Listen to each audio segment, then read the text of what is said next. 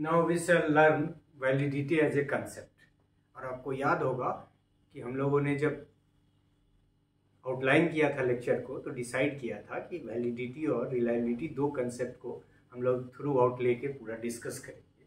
और वहाँ हमने बताया था कि reliability is to consistency and validity is to purposefulness. ये हमेशा याद रखना है, validity is the purposefulness.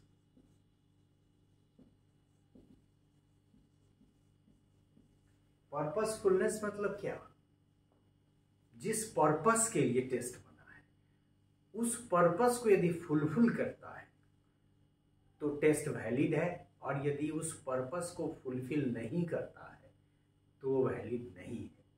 Mathematics के ट्रिगोनोमेट्रिकल कंसेप्ट को मेजर करने का जो पर्पस है, यदि वह टेस्ट उसको फुलफिल करता है तो उसको क्या कहते हैं? वैलिडिटी कहते हैं। ये तो प्राइमा फेसी आप समझ रहे हैं। इसमें बहुत सारी चीज़ें इंटरनल है जो आप धीरे धीरे, या टेक्निकल है जिसको आप धीरे धीरे समझेंगे, लेकिन ये हमेशा याद रखना है, purposefulness. So validity refers to how well a test measures what it is supposed to measure. मतलब वैलिडिटी इस चीज़ से संबंधित है कि उस चीज़ को, जिस चीज़ को मापने के लिए इसको बनाया गया है, कितने अच्छे तरह से मापता है। A tool is valid if it serves the purpose for which it is designed. मतलब जिस उद्देश्य को ध्यान में रख के बनाया गया है, क्या उस उद्देश्य को की पूर्ति करता है, क्या उसी चीज को मापता है जिसके लिए ये बनाया गया है। दी वैलिडिटी, एक डिफिनेशन हम पढ़ रहे हैं, Stanley and Hopkins. Stanley and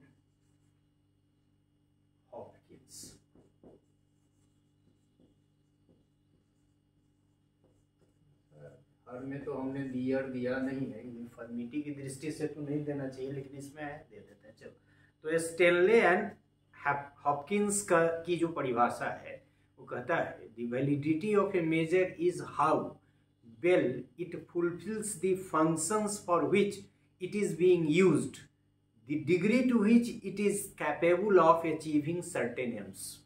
वही बात जो हमने आपको कही कि दिए गए उद्देश्य की पूर्ति करता है कि नहीं, और जिस चीज को मापने के लिए इसको बनाया गया है उसको मापता है कि नहीं। यही बात स्टैनले एंड हॉपकिंस भी कह रहा है। ग्राउंड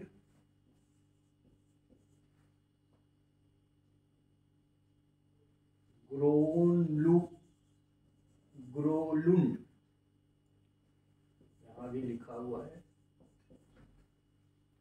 ये डिफाइन करते हैं validity refers to the extent to which the results of an evaluation procedure serve the particular use for which they are intended।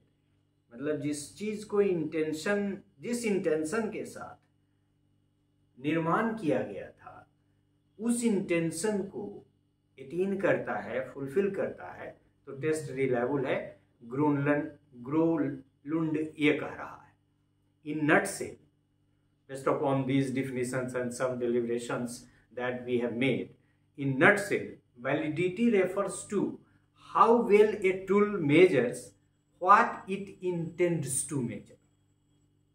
ठीक है, कि मतलब उस चीज को कितना अच्छे से मापता है जिसके मापने के लिए इसका निर्माण किया गया है। इस बात की गारंटी है कि वो टेस्ट रिलायबल है। Validity of a test is about basic honesty of the test. मतलब ऑनेस्टी, जैसे आपको एक मजदूर रखा गया किसी काम को करने के लिए, कोई देख नहीं रहा है, तो मजदूर की ईमानदारी क्या होगी कि वो काम को किसी की अनुपस्थिति में भी करे। तो वही ईमानदारी, basic honesty of the test ही वैलिडिटी है। ये भी कह रहा है that is honesty of doing an item what it promises to do.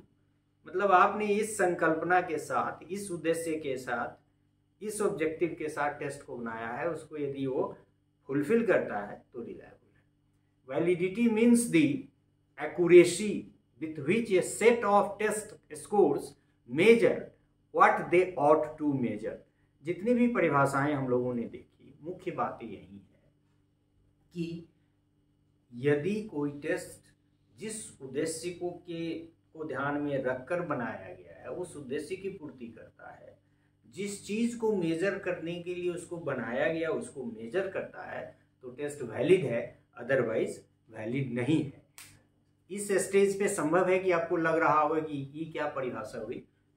You will learn later and will come to know कि पर्पसफुलनेस कितना इंपॉर्टेंट चीज है, क्योंकि पर्पस का सीधा मतलब नहीं है, उसमें कुछ बहुत सारी इंटरनल और टेक्निकल इश्यूज भी हैं that we shall learn in due course of time. So this is all about this part in which we could learn regarding validity as a concept, और मुख्य रूप से जाना कि वैधता वह गुण है किसी परीक्षण का जो इस बात की गारंटी लेता है कि वह परीक्षण उसी तथ्य को मापता है, उस उद्देश्य की पूर्ति करता है जिसके वो ध्यान में रखकर जिस चीज को मापने के लिए उसको बनाया गया है। So this is all about this part. Thank you. Validity.